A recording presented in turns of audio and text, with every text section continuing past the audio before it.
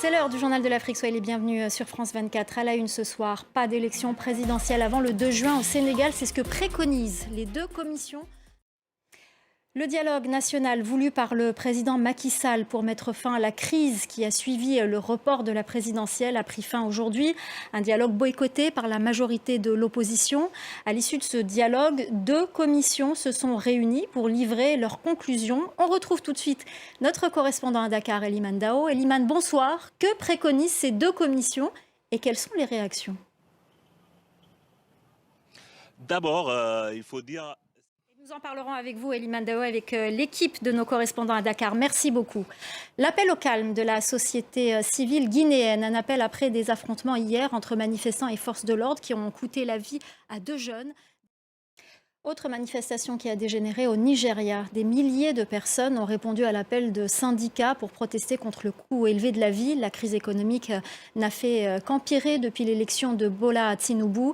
Récit de Laurent Berstécher.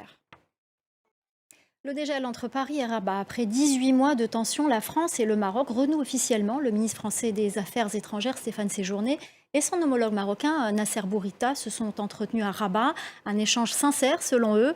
Pour en parler, nous recevons ce soir Khadija Mohsen Finan, politologue, spécialiste du Maghreb, membre du comité de rédaction d'Orient 21. Bonsoir, merci d'être avec nous pour décrypter cette actualité.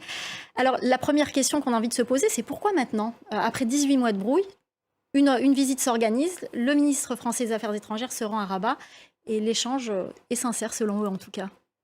Alors d'abord il y a un nouveau gouvernement en France. Merci beaucoup Khadija Mohsen Finan, donc politologue, spécialiste de Maghreb. Merci infiniment de nous avoir aidé à décrypter cette actualité. Samedi dernier, la Berlinade sacrait la réalisatrice franco-sénégalaise Mati Diop avec l'Ours d'Or pour son documentaire sur la restitution par les ex-puissances coloniales d'œuvres d'art volées en Afrique. Les trésors royaux restitués au Bénin en novembre 2021 sont la trame du film.